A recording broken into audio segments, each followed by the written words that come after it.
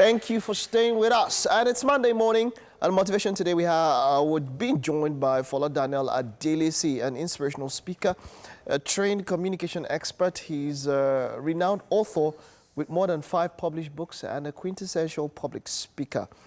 Of course, he's here with us this morning, and our topic this morning is excellence beats prejudice. Hello. Good morning. How are you doing? Hello, good morning. I'm doing very well, and you? I'm good. Excellence beats prejudice. Now, that is quite a mouthful for some people. Okay, so what exactly do you mean by excellence beats prejudice? Awesome. I was listening to you and TT talking about a lady who wrote a book, and it just ties into what I was going to talk about. And the first person that came to mind when I was thinking about these was Michael Jackson several years ago. It was a time when black people couldn't be on television. It was a time when you couldn't put people of color anywhere near the screen. But one day, Michael Jackson had a song in his hand, took it to a studio, took it to the producer, and the producer, first of all, rejected it. So what he did was to tweak the song, and it was the best ever. By the time he took it back, the producer this time around couldn't resist the song, and he took a risk and he had to play the song, despite the fact that he was a person of color. That was the beginning of a big break for Michael Jackson. So it was his excellence that actually put aside the fact that he was a person of color at the time when nobody played anything from anyone who had a different color if you weren't white. So excellence actually beats prejudice. And if you actually bring it down home, think about the young lady who just passed on, unfortunately, the lady who was able to fly a fighter jet to Italy. Look at how young she was, and she was already a pilot. And at the time when people would think, oh, you're a lady, you're too young, you're too this, you're too that, she was already flying a pilot. In the United Kingdom, there's a gentleman called Engineer Bayo Ogunlesi. Engineer Bayo Ogunlesi is a Nigerian who bought 2 international airports, including the Gatwick International Airport, the busiest airport in the United Kingdom, bought over by a Nigerian. And this same Nigerian is actually a special advisor to President Donald Trump as we speak. What's the point here?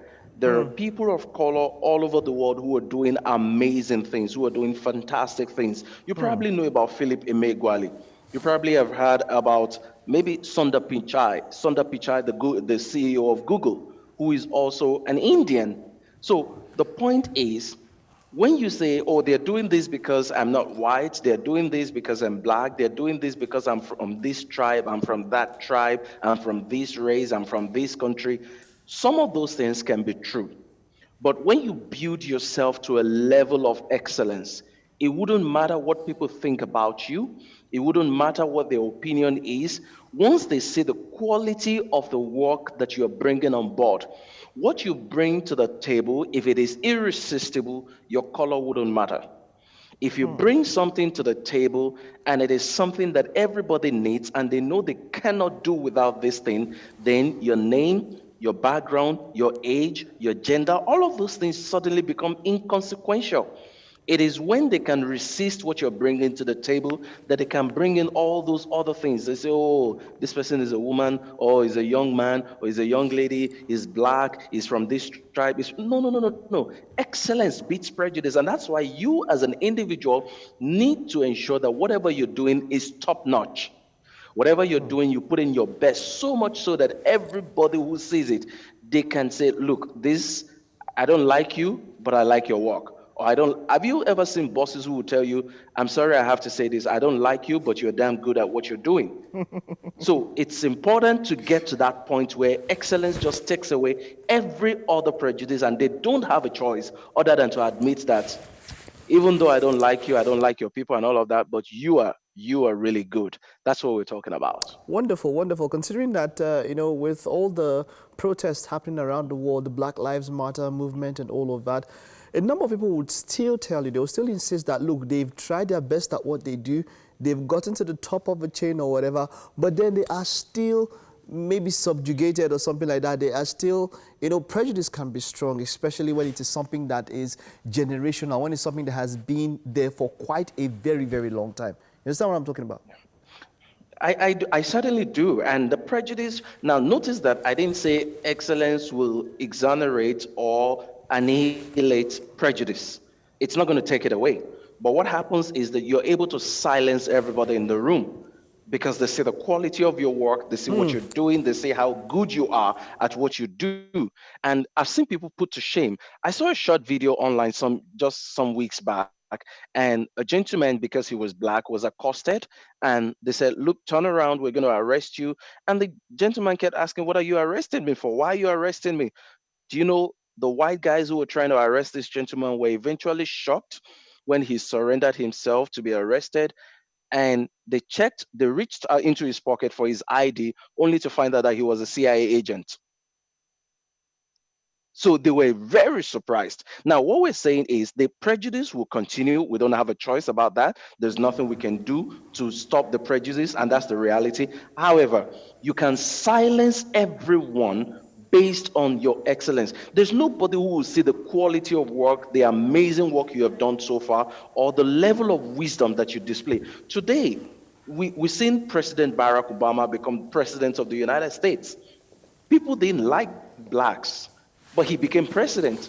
Was it by emotions? No, the guy just sweet talked everybody into believing that he was going to be the best president ever. Until today, people are still wishing that he was in the White House because he was damn good. He was really good at what he was doing. So, excellence is something that we all have to strive for. Excellence is something that we have to work at. Excellence is something that and the way you get to that excellence is, take for example, I have people telling me that you're doing well, you're doing fantastic, and I tell them, look, to you I'm doing well, but I know my capacity, and I know I'm not doing half of what I'm supposed to be doing. It's not that you're not taking their complimentary remarks, but you're simply telling yourself, if I sit down based on what they've told me so far, then I'm not going to attain my best. You've got to keep telling yourself, I'm not there yet. I can be better than this. I can go further than this, until you get to that point where everybody does not have a choice other than to say, you are the best. I've seen people, but you are really the best. So at that point, even the people who don't like you, on the basis of prejudice, would not have a choice other than to say, I give it to you. You are the best indeed. Wonderful. Let me just get a few pointers. You've spoken so much about excellence and all of that. Yeah. How can it be attained? Just a very, very few points. Attainment of excellence. But from your own perspective, how can excellence be attained?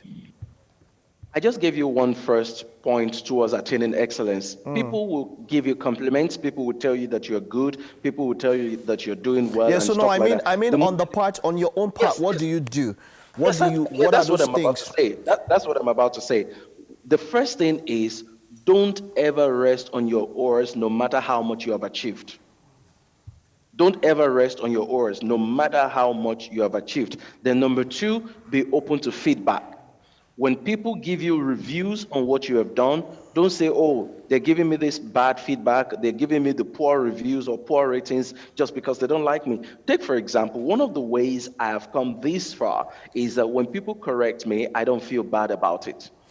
I remember several years ago when I was coming up, I remember the first person who corrected me several years ago that the word, I used to muddle up my words. I used to butcher some words, and someone would walk up to me and say, no, it's not that, that's not how to pronounce it. And I never felt bad, whether it was in public or in private places.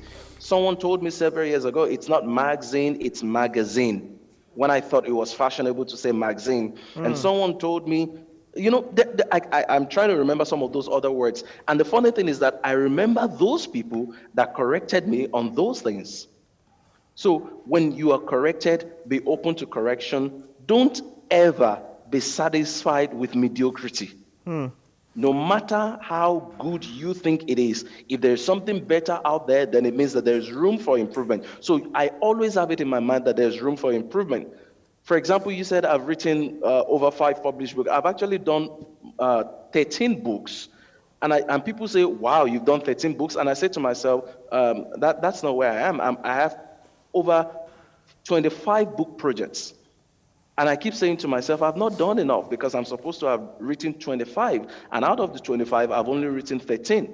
But someone else hears, oh, he's done 13 books, and they go gaga about it. So you never give yourself the thumbs up because you think, oh, this is how far you can come. It doesn't mean you shouldn't encourage yourself. Encourage yourself over every progress you are making, but keep telling yourself, I can do more, I can do better. This is not the best. So look at the manufacturers of phones. Why do you think they keep bringing out a new phone every year? It's because of that excellence that they're trying to attain. Right. They say to themselves, we can improve it. We can improve. So you must have that orientation that this thing can be improved and I can be better. All right, thank you very much. It was great talking to you. And I hope our viewers, of course, were quite enlightened by that one. Have a wonderful day.